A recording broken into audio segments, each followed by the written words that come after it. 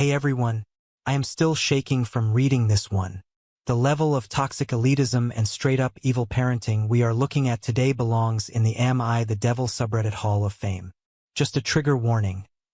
We are dealing with some massive financial sabotage by a father to his own son. Let's get into it. My parents handed my brother a cool $135,000 while I got absolutely nothing toward a life. They looked me dead in the eye and told me I was a pathetic failure, so I vanished. I cut off all contact. They even secretly sabotaged my very first business loan just to see me crawl. But 3 years later, my golden child brother accidentally drove past my hidden 7-acre property and frantically called our dad, yelling, "You need to get down here right now. We've made a terrible mistake." Can you even imagine the psychological toll of being told by your own flesh and blood, straight to your face, that you're not worth a dime, while they hand your younger brother a fortune for a luxury Manhattan condo? That's my story. And let me tell you, that cutting, vicious remark, combined with their hidden betrayal, ignited a roaring fire in my gut that changed absolutely everything. My name is Arthur. I'm 36 now, and I'm a custom construction contractor from Pennsylvania. Growing up in a fiercely competitive, affluent suburb of Philadelphia, appearances weren't just important, they were our entire religion. Our house was a sprawling colonial, and my parents, Robert and Eleanor, made sure it was a pristine fortress of upper-middle-class perfection. My father, Robert, was a senior commercial loan officer at a major regional bank. He was a man who measured human worth in credit scores, zip codes, and the brand of watch strapped to your wrist. My mother, Eleanor, sold high-end real estate to doctors and corporate executives. Together, they were the absolute picture of proper suburban elites, commanding the country club social scene with practiced, hollow smiles. And naturally, they expected nothing less than Ivy League perfection from their two sons. From my earliest memories, the hierarchy in our home was painfully, suffocatingly clear. My brother Kevin, for years my junior, was the undisputed golden child. He was destined for greatness before he could even tie his own shoes. Kevin was naturally brilliant in the way traditional schools love. He could memorize a textbook, ace a standardized test without breaking a sweat, and spit back facts with a charming, arrogant smirk. Me? I was the problem. Not because I was getting into trouble with the law or running with a bad crowd, but because my brain simply didn't fit into their rigid, white-collar definition of success. While Kevin was pulling straight A's and winning debate tournaments, I was staring out the window, visualizing how the school building was framed. I would study until my eyes bled just to pull off C+s and B-minuses. "Why can't you just apply yourself like Kevin?"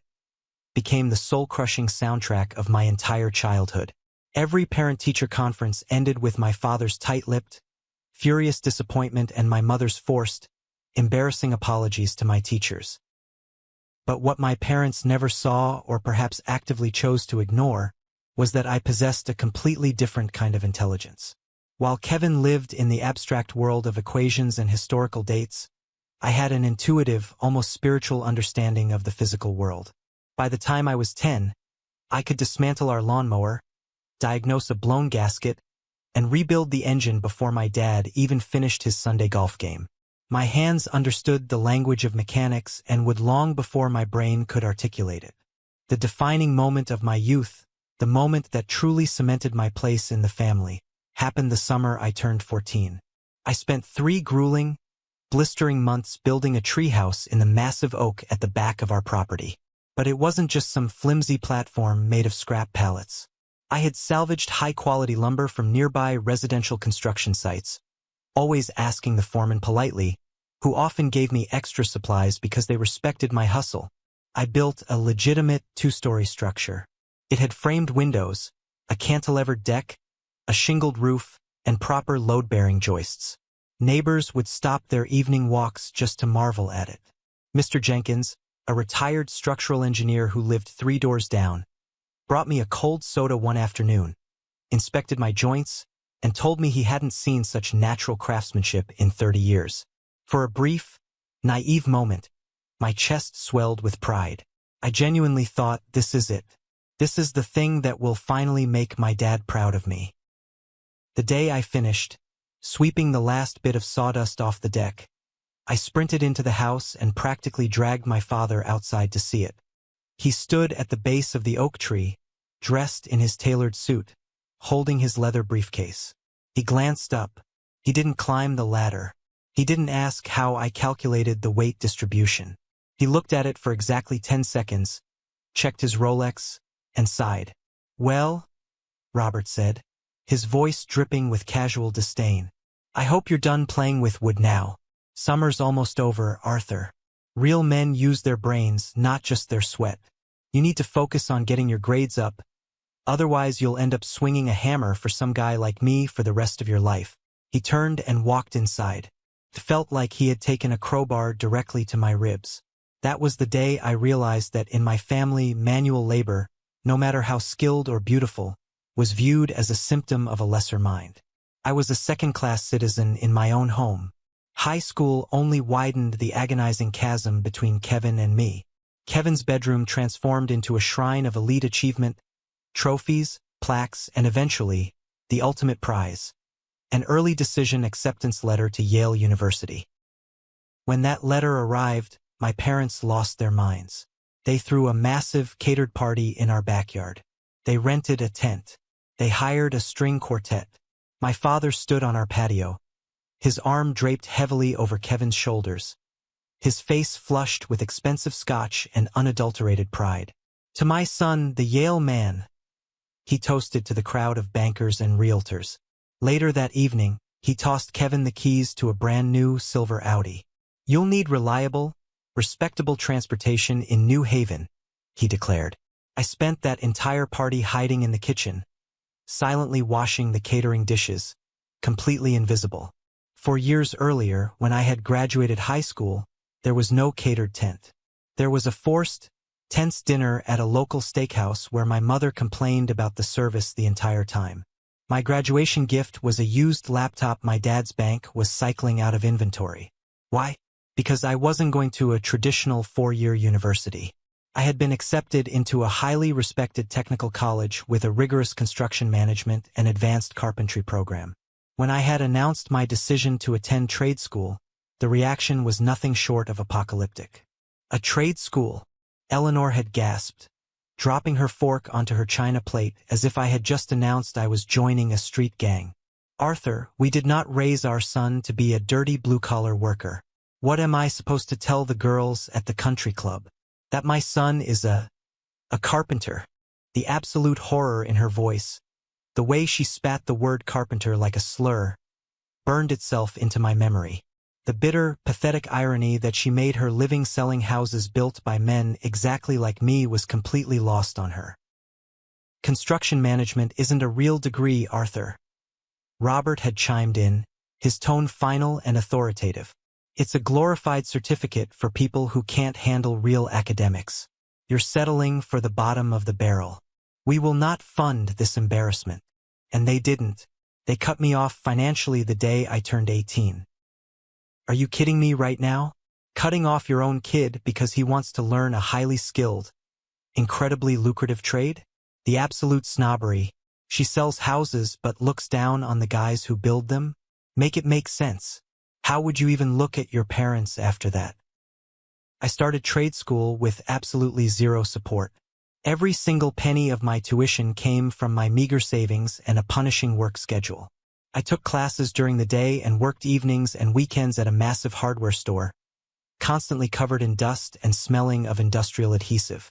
Meanwhile, Kevin's every conceivable expense at Yale was covered: tuition, luxury off-campus housing, meal plans, textbooks, and an absurdly generous allowance.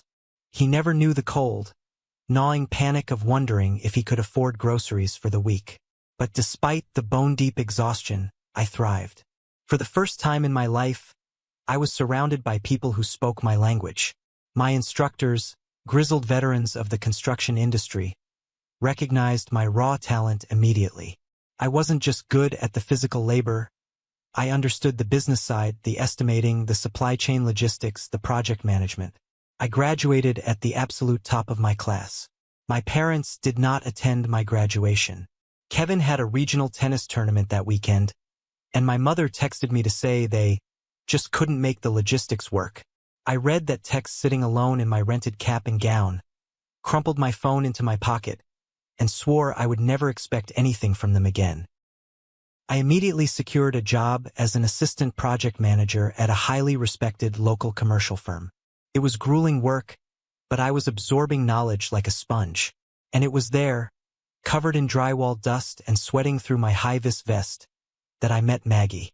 Maggie was a nursing student who worked evenings at the local hospital and picked up weekend shifts delivering catering to construction sites to pay her tuition. We literally collided on a Tuesday afternoon. I was carrying a massive stack of blueprints and a poorly balanced cup of black coffee. She was carrying a tray of sandwiches. The coffee spilled everywhere, mostly down the front of my only clean work shirt. Instead of getting angry, she dropped her tray, grabbed a towel from her apron, and started aggressively scrubbing my chest while laughing hysterically. "Well, that's one way to get my attention, buddy," she had joked, her eyes crinkling at the corners. Maggie was everything my family wasn't.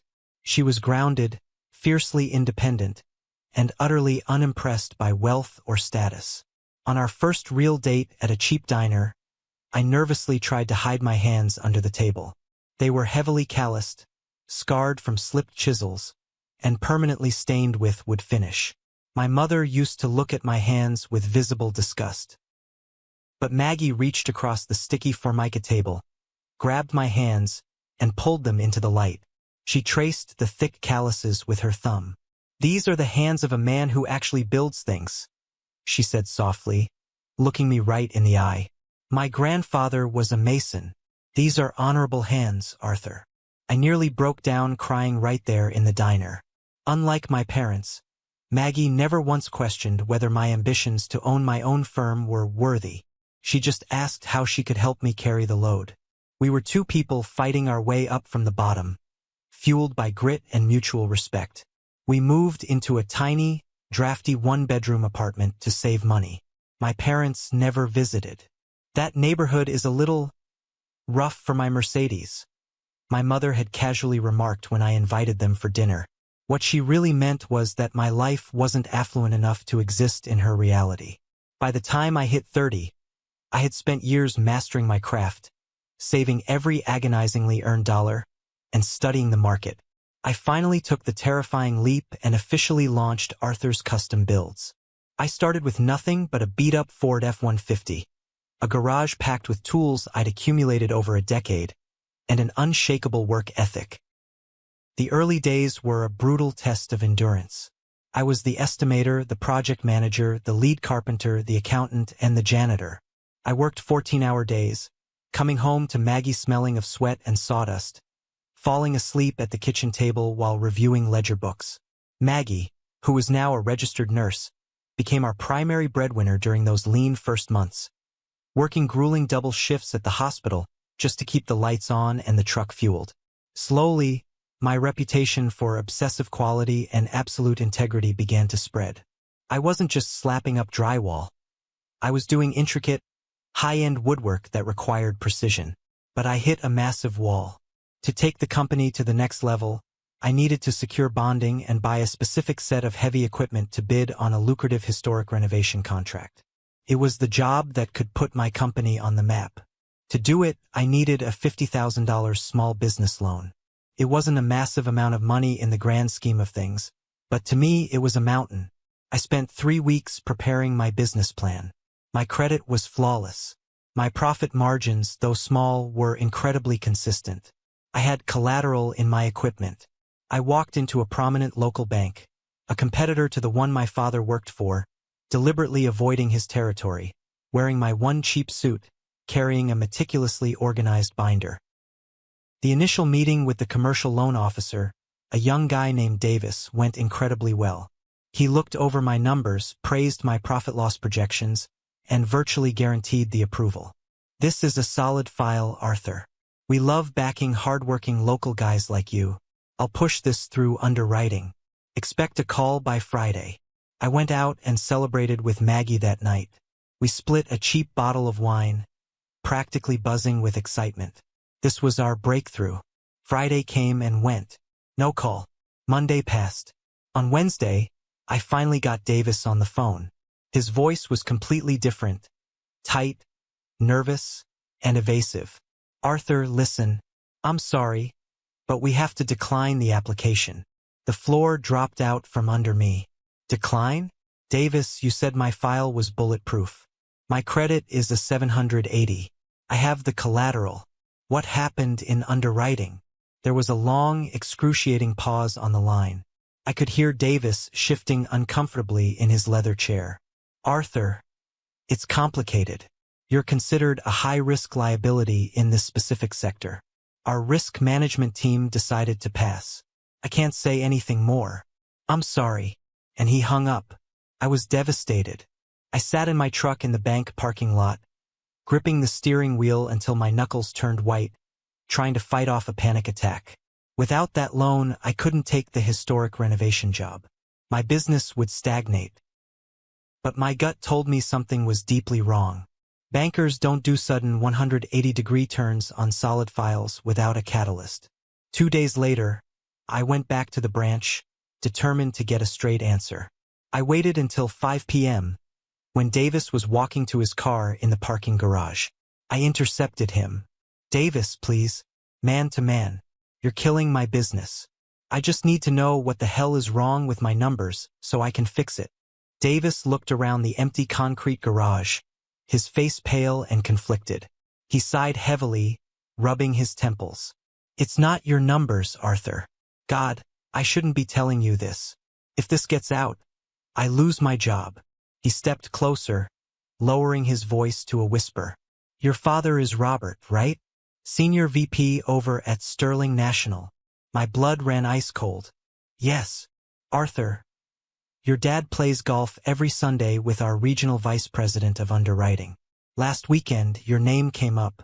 According to my boss, your father explicitly told him that you were a severe flight risk.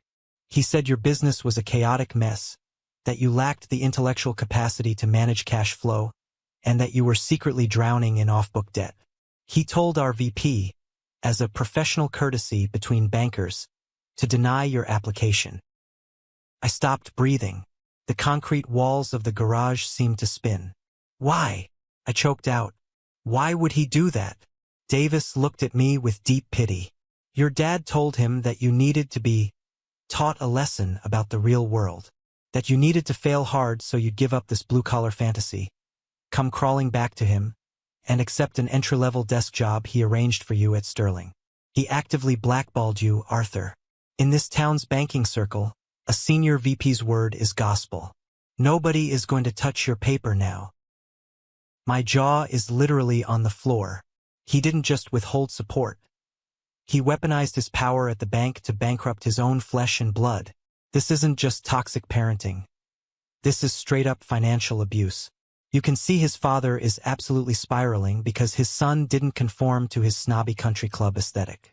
Have you guys ever seen a parent try to actively destroy their kid's life like this? I don't remember the drive home. The betrayal was so absolute, so monstrous, that it bypassed anger and went straight into a profound, terrifying numbness. My own father hadn't just withheld his support. He had weaponized his power to actively strangle my livelihood.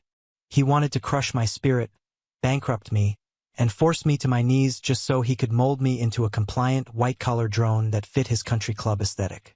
I stumbled into our apartment, pale and shaking. Maggie was in her scrubs, making dinner. She took one look at my face and dropped the spatula. "Arthur? Honey, what happened?" I collapsed into the cheap dining chair and told her everything. The tears I had held back for 30 years finally broke. I wept in my wife's arms not for the money, but for the realization that my father genuinely despised me. He wanted to destroy me just to prove he was right. "It's over, Mag," I sobbed, burying my face in my rough hands. "He poisoned the well. I can't get the bond. I lose the contract. I lose the business." Maggie didn't cry.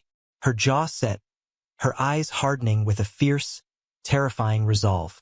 She didn't say a word. She walked into our bedroom, went to her jewelry box, and pulled out the only thing of immense value we owned. A stunning, 2-carat antique diamond ring. It had been her grandmother's, passed down to her on her 18th birthday. It was supposed to be our future daughter's heirloom. She walked back into the kitchen and slammed the velvet box onto the table. Maggie, no. Absolutely not, I said, jumping up. Shut up, Arthur, she commanded, her voice vibrating with fierce intensity. You listen to me. Your father thinks he can play God with your life because he wears a suit and sits in a glass office. He thinks money is the only power in this world. He's wrong. Grit is power. Loyalty is power. She pushed the box into my chest. We are going to a private lender tomorrow. We are using this as collateral. You are going to get that bond, you are going to take that historic renovation, and you are going to build an empire that casts a shadow so big it suffocates your father's ego. You hear me? We do not crawl for people who try to break our legs. I held the ring box, my tears soaking the velvet. Right then and there, looking into my wife's blazing eyes, the wounded boy inside me died permanently. What replaced him was a man forged in cold, hard steel. I swore a silent oath that I would succeed so massively, so undeniably, that the sheer weight of my success would become my vengeance. I took the ring. I secured a high-interest private loan. I won the contract. And I never breathed a word to my parents that I knew what my father had done. I was waiting for the right moment. That moment arrived 6 months later, right around Thanksgiving. My business had survived the initial hurdle and was slowly catching its breath, though Maggie and I were still living on ramen noodles and picking up extra shifts to pay down the predatory interest on the private loan. My parents summoned us to their home for dinner. Not invited, summoned.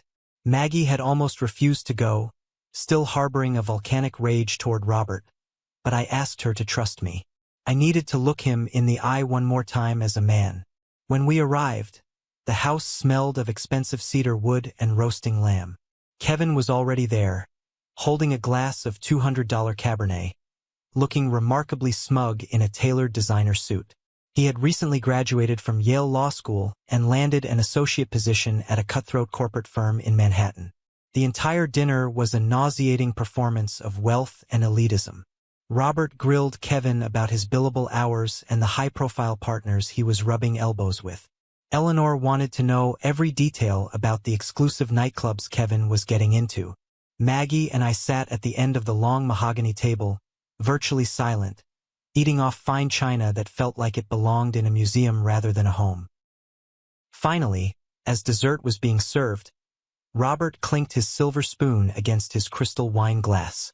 He stood up, his face glowing with that familiar, arrogant pride.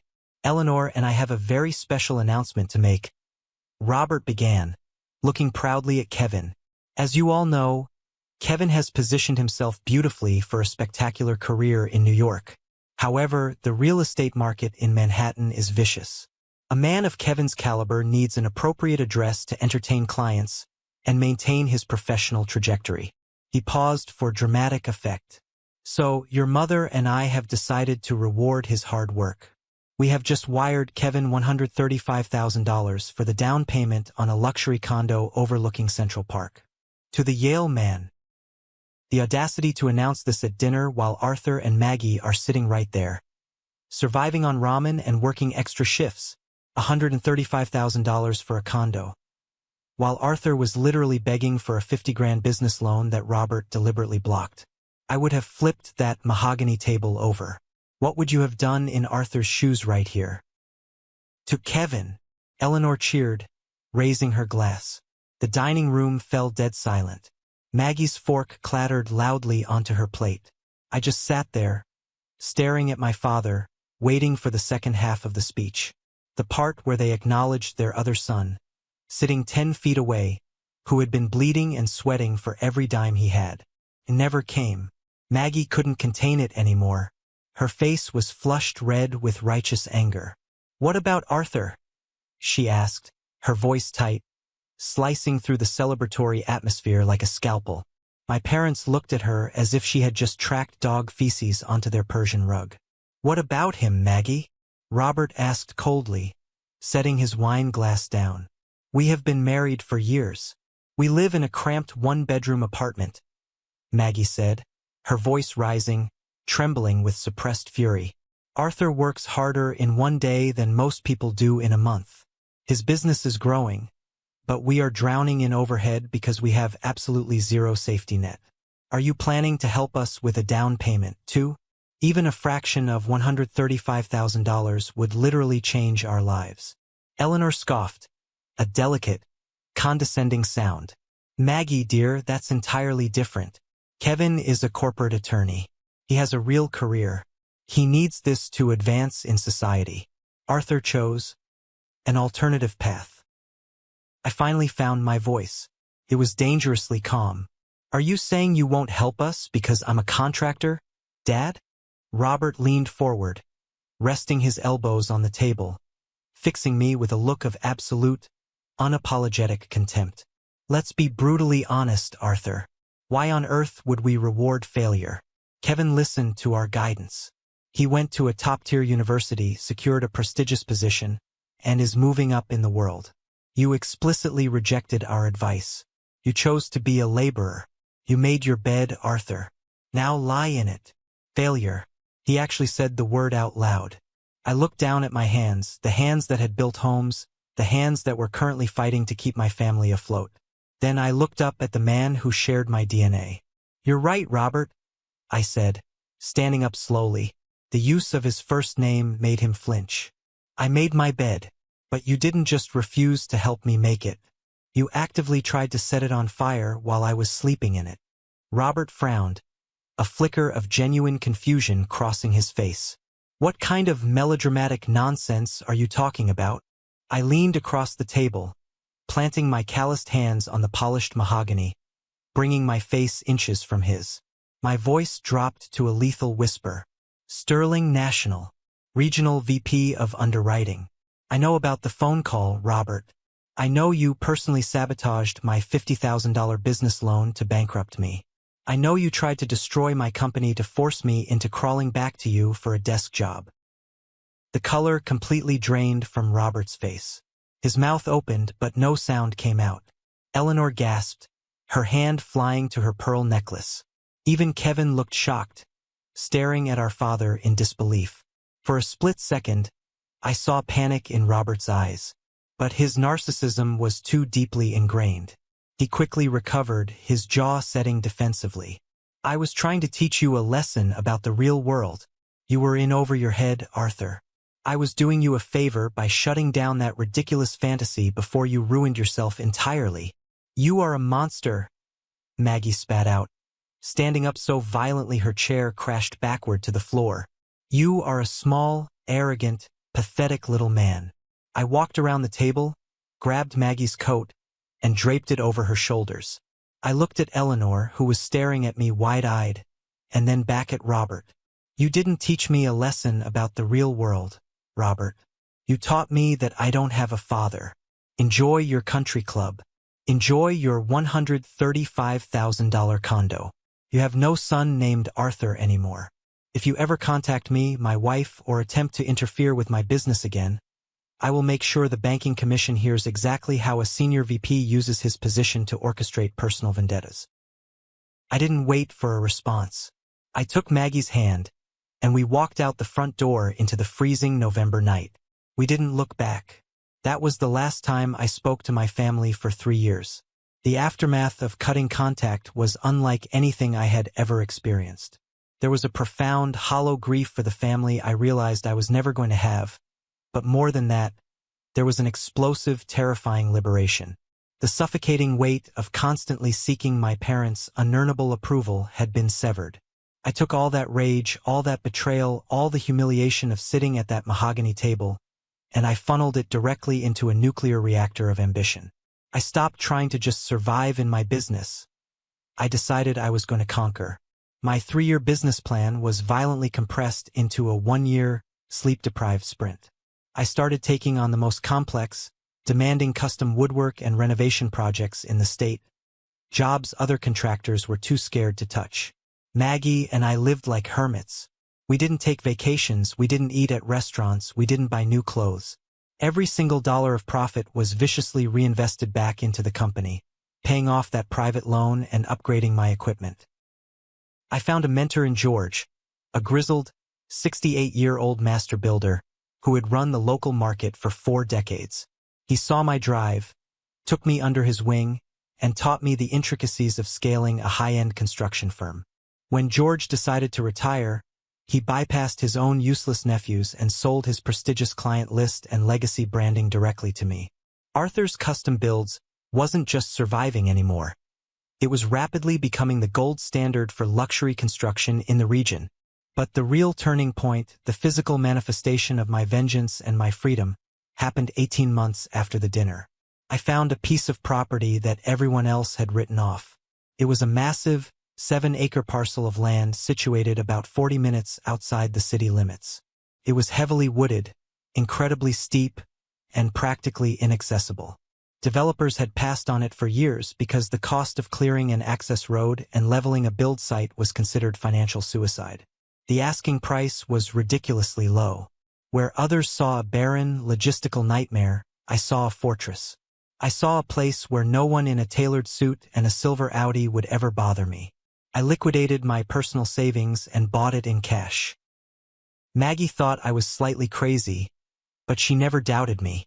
"If anyone can conquer that mountain, it's you, Arthur," she had said, looking over the intimidating topography maps spread across our small kitchen table.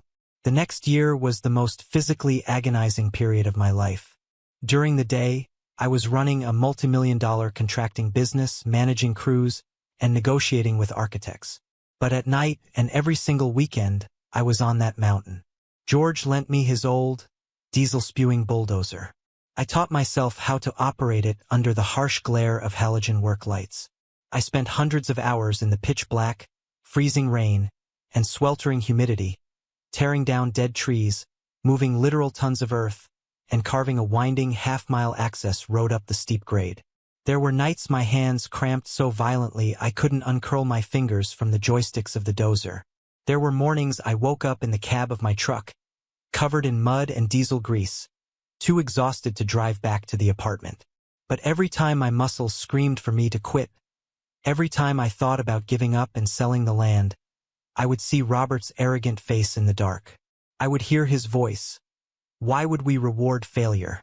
That memory was like injecting pure adrenaline into my veins.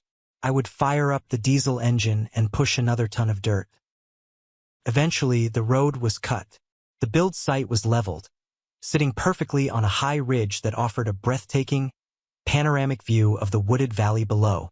I poured the massive concrete foundation myself, aided by a few of my most loyal crewmen who worked on weekends just for beer and the sheer respect of what we were trying to accomplish. I designed the home to be an absolute masterpiece. It wasn't some cookie-cutter McMansion built to impress country club snobs. It was a 3,500-square-foot, authentic craftsman estate. Every massive timber beam was hand-selected and milled. The stonework was sourced locally and laid with meticulous precision. I built a massive, state-of-the-art woodworking shop right on the property, turning the land into the official, permanent headquarters of my company. It took 2 years of bleeding, sweating, and pouring every ounce of my soul into that dirt. But as I stood on the massive, wraparound cedar deck on a crisp autumn morning, holding a cup of coffee and looking out over the 7-acre empire I had carved out of the wilderness with my own 2 hands, I finally felt something I hadn't felt in my entire 30-plus years of existence. Absolute, untouchable peace. I was a man who had built his own kingdom from the dirt up. I didn't need their money. I didn't need their approval. And I certainly didn't need their name. I had won. Or at least I thought the war was over. I had no idea that my past was about to come crashing through the gates of my sanctuary. 3 years. That is exactly how long I existed as a ghost to the people who shared my last name. 3 years of absolute, unbroken silence. In that time, while Robert and Eleanor were undoubtedly sitting in their pristine, sterile dining room, sipping expensive wine and likely telling their country club friends some fabricated sob story about their wayward, estranged son, I was busy building a reality they couldn't even fathom. Arthur's Custom Builds didn't just grow. It exploded. By my 3rd year of independence, my company had become the premier, most sought-after private contracting firm for luxury, custom-built estates in the entire tri-state area. I had a crew of 25 full-time, fiercely loyal men. These were guys who knew the value of a hard day's work, men who showed up at dawn with calloused hands and left at dusk covered in sawdust and pride. We weren't just slapping together prefabricated McMansions. We were practicing a dying art. We did hand-hewn timber framing, intricate custom masonry, and bespoke architectural woodwork that commanded top-tier premiums. And the crown jewel of it all was my own home, the 7-acre, steep, wooded mountain lot that every developer had laughed at was now a breathtaking sanctuary. I had tamed the mountain. The house sat perfectly on the ridge, a sprawling, 3,500 square foot craftsman masterpiece made entirely of natural stone, deep cedar siding, and massive, exposed walnut beams that I had milled myself. It featured an enormous wraparound deck that looked out over a pristine, unbroken valley of green. 100 yards from the main house, hidden by a row of ancient pines, sat my massive, state-of-the-art woodworking shop and the official headquarters for Arthur's Custom Builds. I didn't owe a single dime to any bank for this property. The land, the materials, the equipment.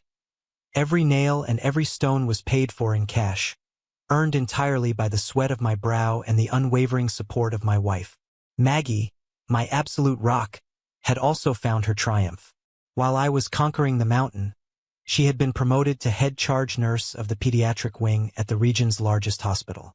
We would sit on our cedar deck in the evenings, watching the sun dip below the tree line, utterly exhausted but profoundly at peace. There was no screaming, no belittling, no impossible standards of fake, upper-class perfection to meet. We had built our own world, a fortress of genuine love and hard work, completely insulated from the toxic elitism of my family. Our ultimate validation, however, came from the outside world. A prominent national architecture and design magazine caught wind of my personal home through one of my wealthy clients. They sent a photography crew out to the mountain. 2 months later, my home, my shop, and my story were featured in a massive, 8-page spread titled, "The Empire Built from Dirt, One Master Builder's Mountain Sanctuary." The article raved about the unparalleled craftsmanship, the structural integrity of the timber framing, and the sheer grit it took to carve such a paradise out of an unbuildable steep grade. There were high-definition photos of my calloused hands resting on a custom-built walnut dining table, photos of the massive stone fireplace, and a beautiful shot of Maggie and me standing in front of the house. I bought one copy of that magazine, read it once, and tossed it into a drawer in my office.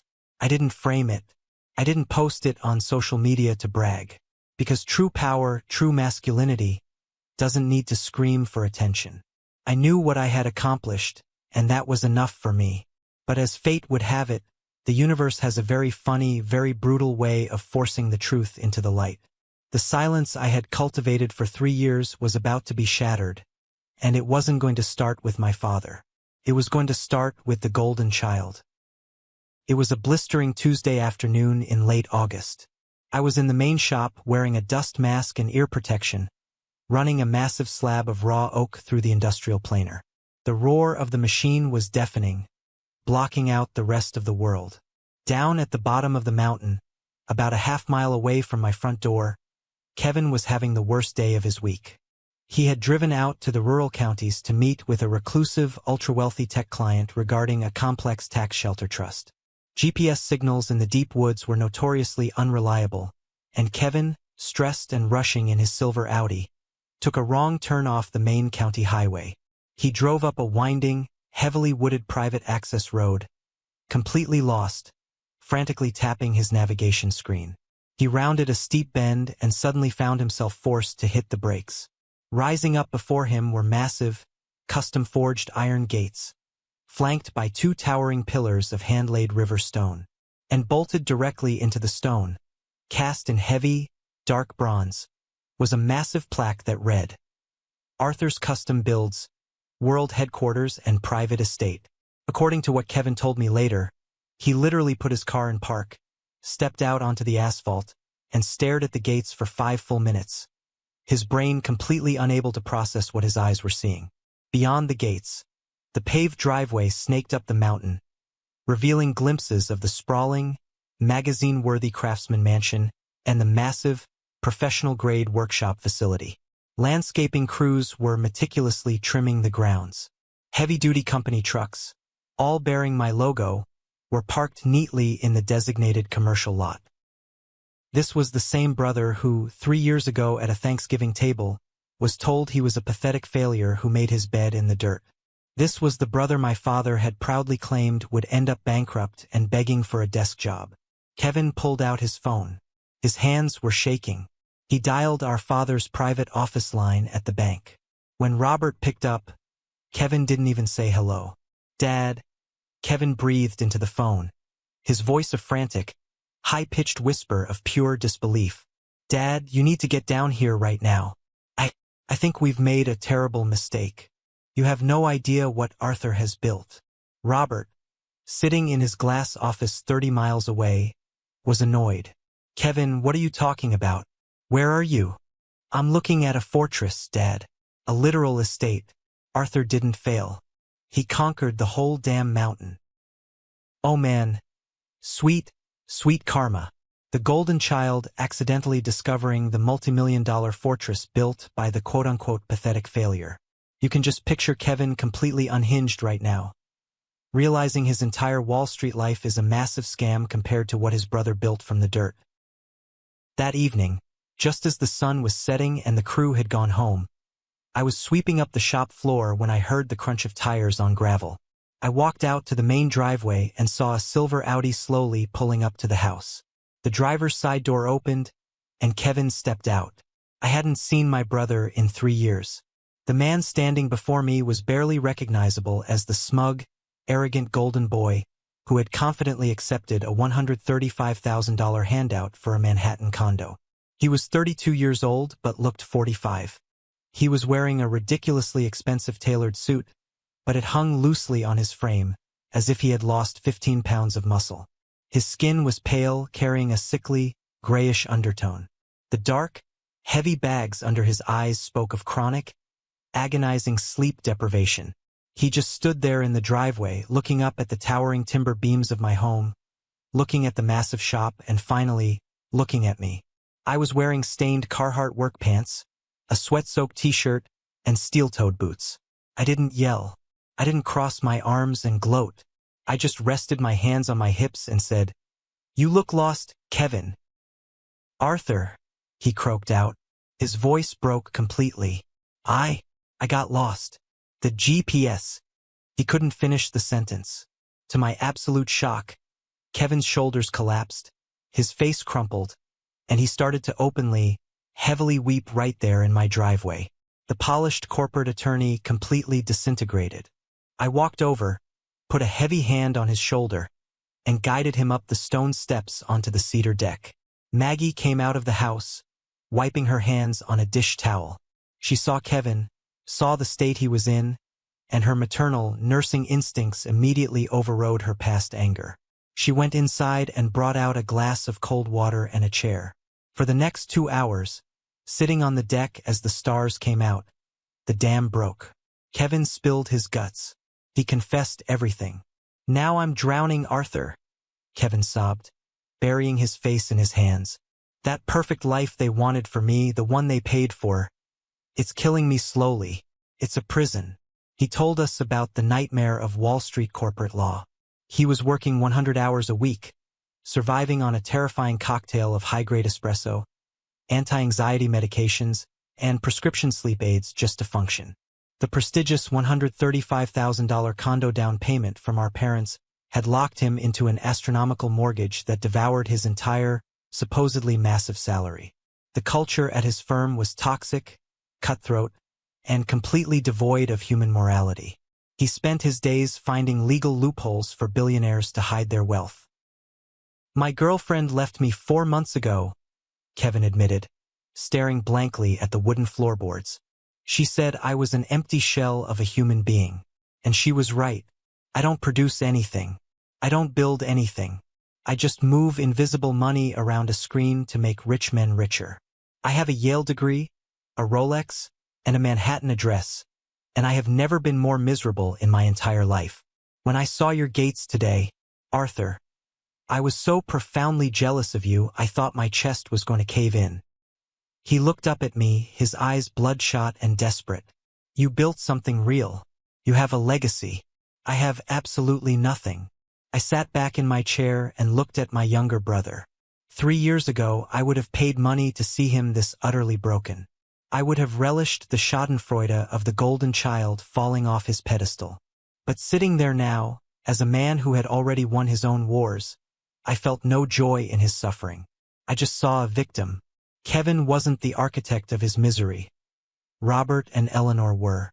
They had molded him into a trophy, and now the trophy was cracking under the pressure.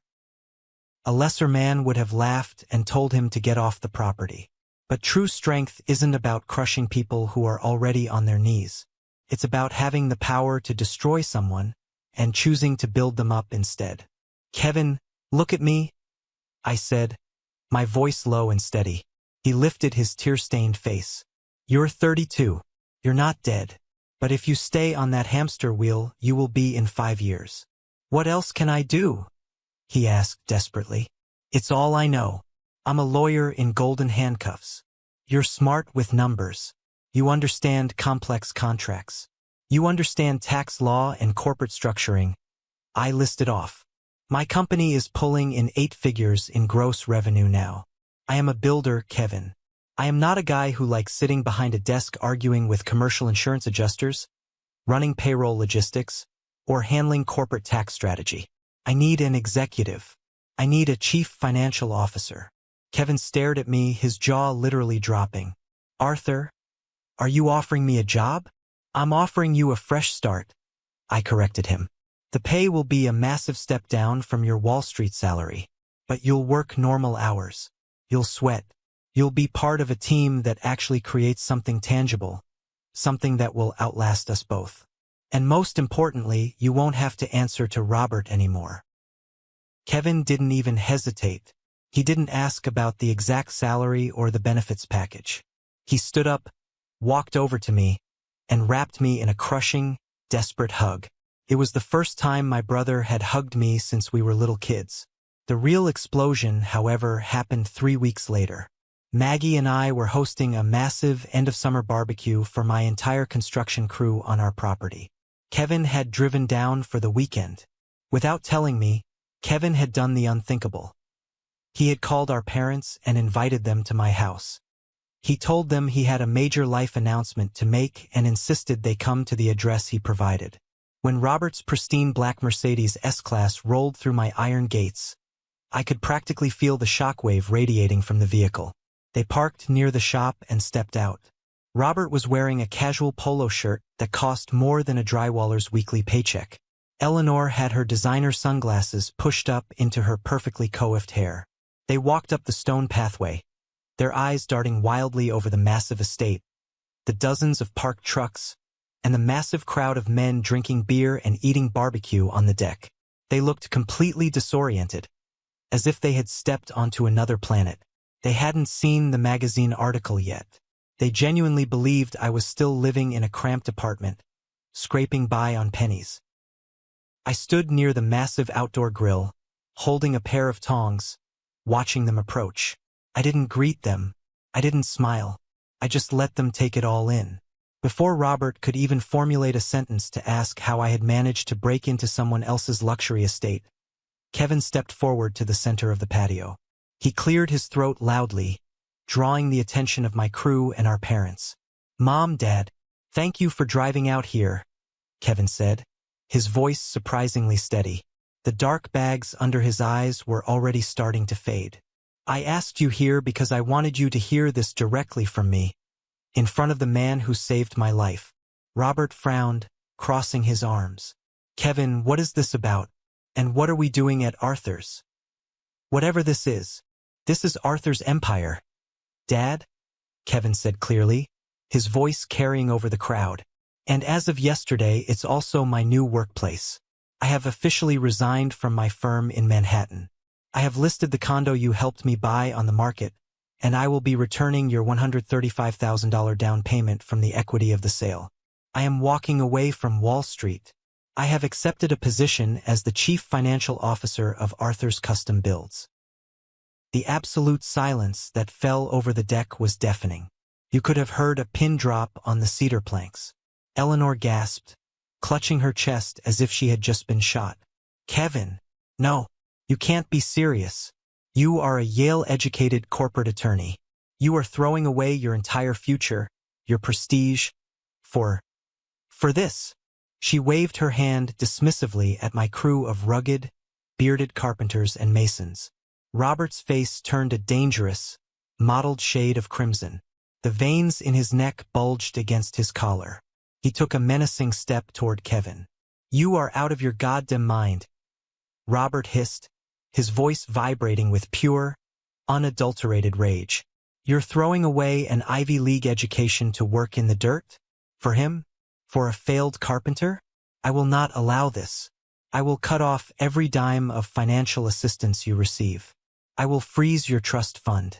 You will be a pariah in our family. Kevin didn't flinch.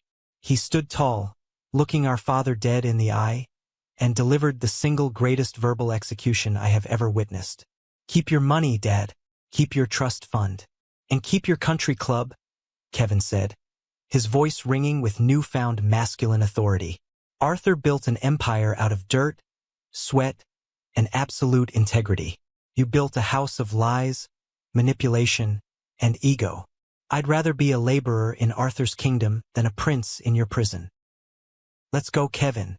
He finally broke out of the brainwashing.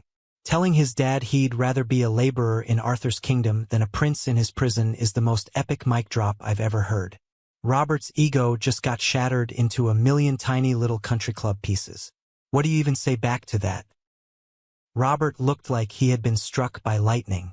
The absolute humiliation of being dressed down by his golden child, in front of 30 blue-collar workers and his estranged son, broke him. He pointed a trembling, furious finger at Kevin. You are dead to me. Both of you are dead to me. Come, Eleanor. We are leaving.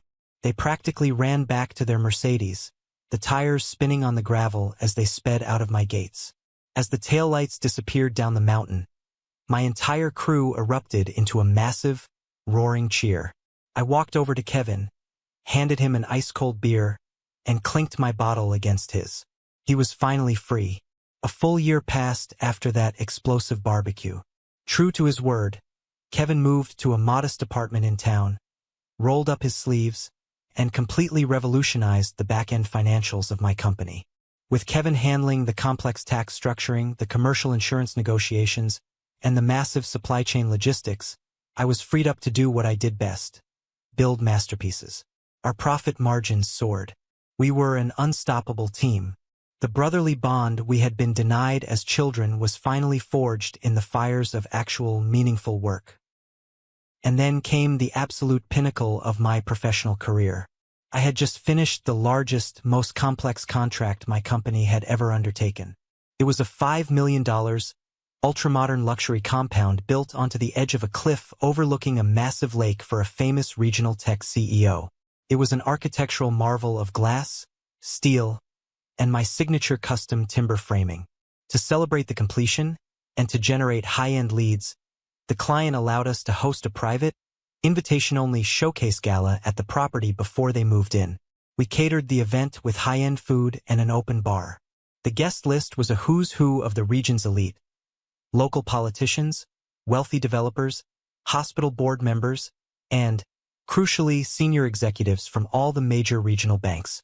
I was in my element. I wasn't wearing a tuxedo or a stuffy suit. I wore a crisp, tailored black button-down shirt, dark jeans, and clean leather boots.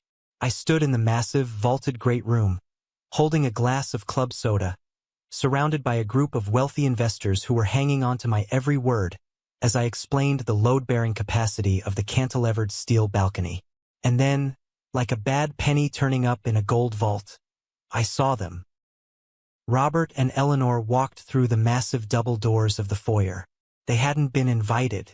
But in circles of wealth, people like my parents always find a way to slip past the velvet rope. They had obviously seen the architecture magazine feature by now. They knew exactly what I was worth. I watched from across the room, my jaw tightening. Eleanor immediately went to work. I saw her spot a group of wealthy women from her real estate circles.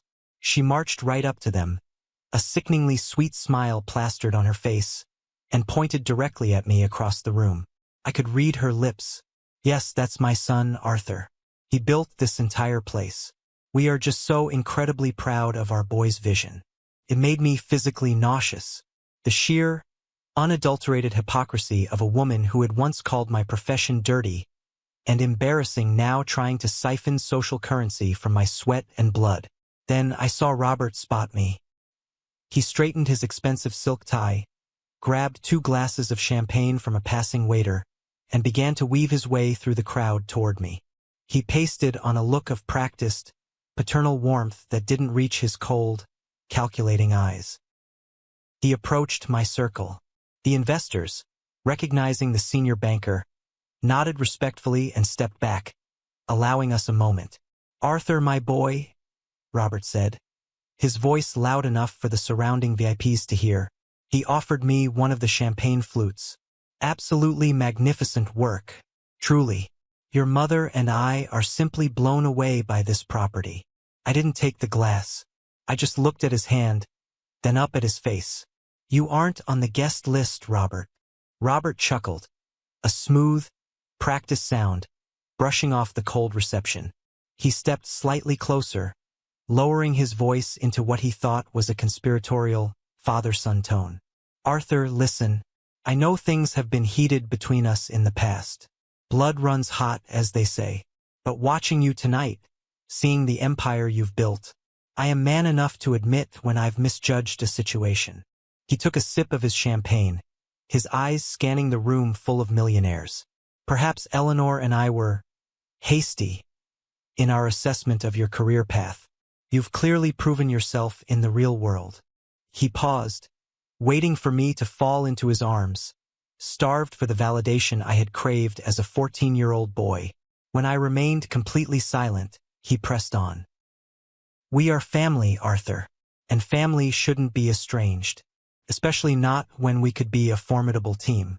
With your construction dominance and my banking network, the synergy would be incredible. We should put the past behind us. We should focus on moving forward, together." Moving forward.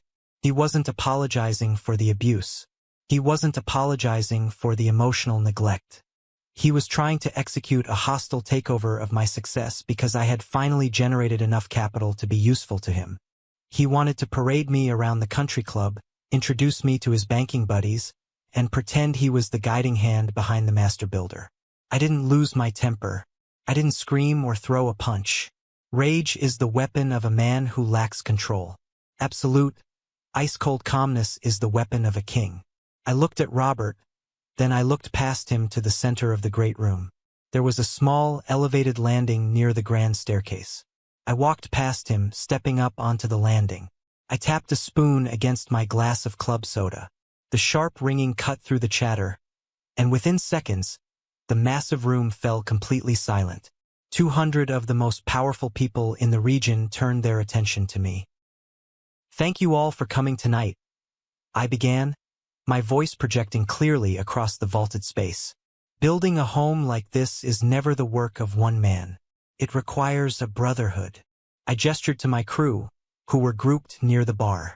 "To my carpenters, my masons, my electricians. You are the lifeblood of this company. Thank you." The crowd offered a warm round of applause. "I also want to publicly thank my chief financial officer, and my brother, Kevin." I pointed to Kevin, who was standing tall in a sharp suit, smiling genuinely. Kevin walked away from a highly lucrative career on Wall Street to come get his boots muddy with me. He brought order to my chaos, and this company's exponential growth is directly tied to his brilliance. More applause, louder this time.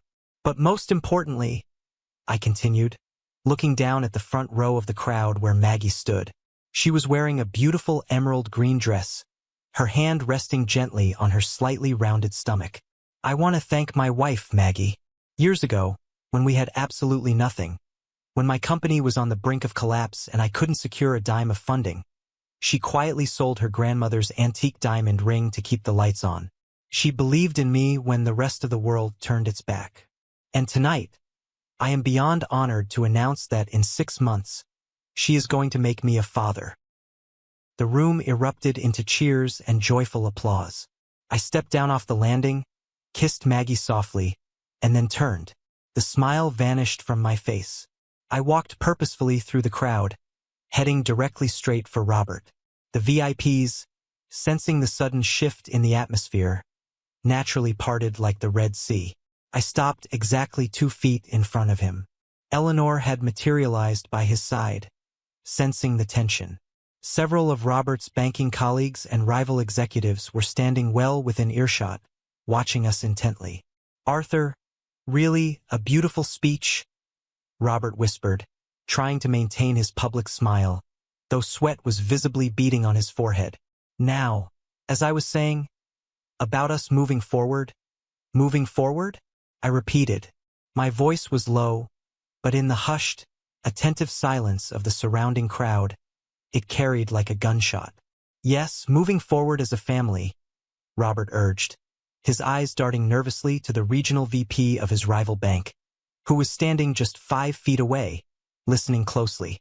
The man who secretly, maliciously sabotages his own son's business loan application does not get to move forward when that son succeeds in spite of him, I said, my words slicing through the air like razor blades. The collective intake of breath from the surrounding bankers and elites was audible. Robert's public smile shattered. He went chalk white. "Arthur, lower your voice," he hissed in a panicked whisper. "You don't know what you're talking about." "I know exactly what I'm talking about, Robert. I know that 4 years ago, you used your position as a senior VP at Sterling National to illegally strong-arm a rival underwriter into denying my $50,000 commercial bond. You tried to bankrupt your own flesh and blood. You tried to crush my company just to force me into submission because you thought my work was beneath your social status." Eleanor let out a horrified, muffled sob, burying her face in her hands. The executives standing around us were staring at Robert with a mixture of shock and absolute disgust. In their world of high finance, weaponizing your bank's influence for a petty personal vendetta wasn't just unethical. It was professional suicide. "You wanted me to fail, Robert?" I said, my voice as cold and hard as the stone pillars holding up the ceiling. "And now you want to stand in a $5 million house that I built, drink free champagne, and pretend you had a hand in my success. You don't. You are a coward. You are a fraud. And you are no father to me." I stepped back, pointing a calloused, scarred finger toward the massive oak front doors. "Leave my property, and never, ever approach me, my brother, or my pregnant wife again." Robert stood paralyzed for a torturous 5 seconds. He looked around the room, making eye contact with the men he played golf with, the men whose respect he desperately craved. They all looked away. His power, his carefully curated illusion of the perfect, elite patriarch, was completely and utterly annihilated. His shoulders slumped. He looked suddenly small, old, and incredibly pathetic. Without saying a single word, he took Eleanor by the elbow, turned around, and walked out the front doors into the night. Yes, that is exactly how you obliterate a narcissist. Exposing his illegal banking corruption in front of the very people he spent his entire pathetic life trying to impress. He walked out of there a broken, empty man, and he absolutely deserved every single second of it. Would you have exposed him publicly like this? The silence lingered for a moment, and then Kevin walked up beside me, clapping a heavy hand on my shoulder. We looked at each other. The unspoken weight of a lifetime of trauma finally, permanently lifted. We didn't need to say anything. It was done. The story ends right where it should. Not in a boardroom, not in a country club, but in the place where true value is created. It was a quiet Sunday morning, a few months after the showcase. The sun was streaming through the massive windows of my workshop on the mountain. The smell of fresh-cut cedar filled the air. Kevin was at a drafting table in the corner, reviewing our quarterly profit margins with a cup of black coffee, looking healthier and happier than he had in a decade. I was standing at my main workbench, wearing my leather apron, my hands covered in sawdust. I was meticulously hand-sanding the intricate spindles of a solid maple crib. My child's crib.